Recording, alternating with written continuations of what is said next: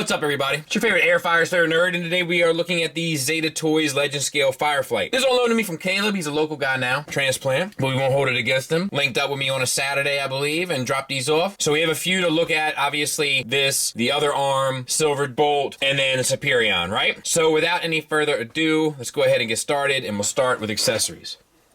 So he comes with two sets of guns. They're identical. They're double barrel, they're black plastic, and there's not a lick of paint on them. They will fit underneath his wings and actually in a peg and slot position, which is nice that that was included so that it sits nice and flush and doesn't spin.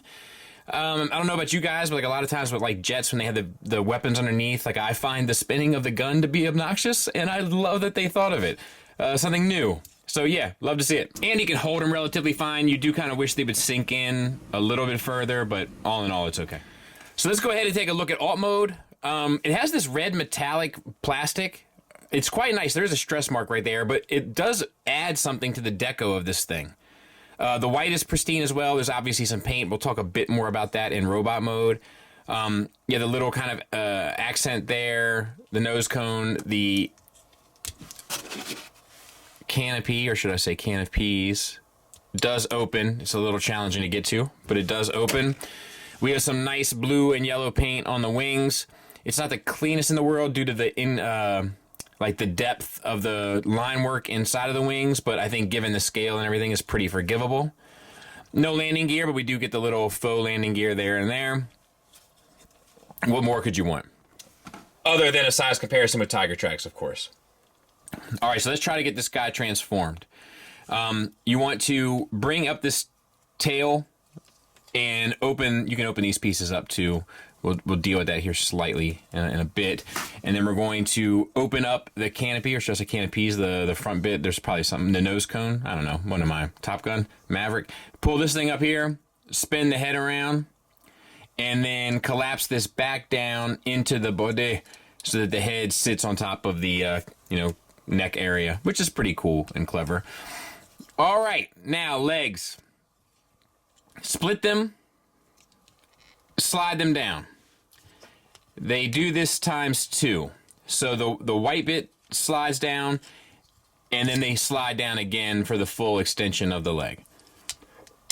So if you just remember there's two different areas that slide, you should be fine. The only other little tricky part, at least for a guy like myself, is to try to get these toes out. You can see that I don't have this quite slid down all the way. So there it is. And theoretically, that should help me get these little feet out. All right, there's one. Once again, I don't have it down all the way.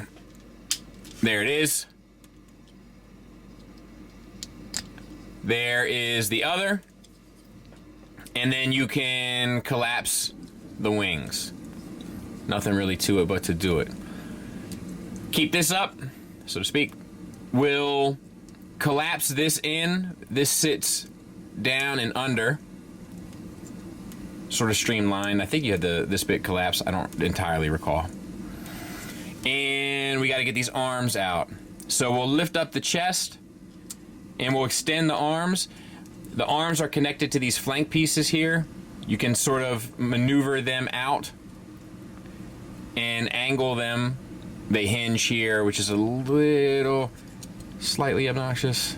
Then we'll collapse and we'll try to get this all lined up properly. There. Then we can put the shoulders back into place and flip the hands out. Extend, shoulders back into place, flip the hands out.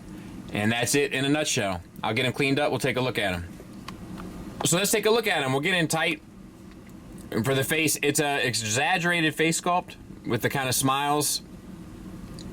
It's not my favorite, and the face sculpt isn't really pronounced, which is a bit of a bummer also. It kind of looks a little messy, I'll be honest with you. Subjective, of course, but it's my subjective. We have a ball peg for a head that gets you all the way up, so to speak, a little bit down, a swivel, and a little bit of confused aerial bot look. The shoulders, obviously they extend, so when you spin them here, you can actually get a butterfly joint, which is pretty cool. You can also get a rear, like a reverse butterfly joint, so that works well as well. Obviously, you can get the arm all the way, almost all the way up, and 360 around. There is an elbow. It's single hinged, and above that, there's a bicep swivel. The wrists peg into this little flap here, and that gets you a swivel around. All right, let's back out a taste. Same for the other side. We have some paint accents here on the chest. It looks pretty good. This whole bit here, red, might be painted. I can't tell, but it looks good. And the white looks okay over top. You're going over a darker color, there's a little bit to forgive there. Then we have some blue metallic down here at the bottom. We have a waist swivel. I don't know if this, I don't think there's any like ab crunch or anything. Doesn't feel like it anyway. And then we have T-jointed ball joints for hips. That gets you the full Van Damme. And then, let's see what we can do here. Forward and back, you can get the full Monty. So no issues there. Thigh swivel. Single hinge knee that gets you 90 degrees. And then the ankles, they're on a ball peg. You get an ankle tilt up. It's really just the foot, right? But it works the toe. Ankle tilt down, once again, just the toe. And then the rocker, once again, just the toe, but effective across the board. So, yeah, I mean, pretty solid little figure, honestly, across the board. We value and respect tradition here, so size comparison wise, there he is with our Iron Factory bots, old school scale anyway, and the Hasbro Legends.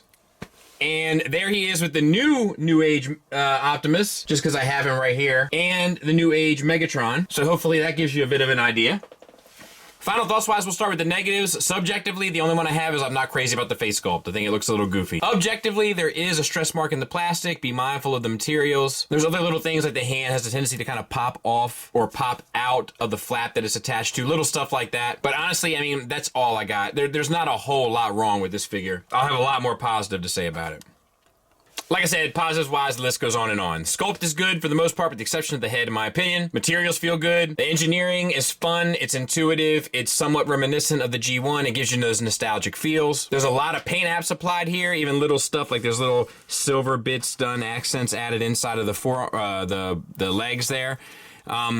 Just tons of little signs of passion to include a figure that's pretty much completely articulated. So yeah, it's definitely a strong recommend from me. Thanks for listening. Thanks for watching. Until next time, take care.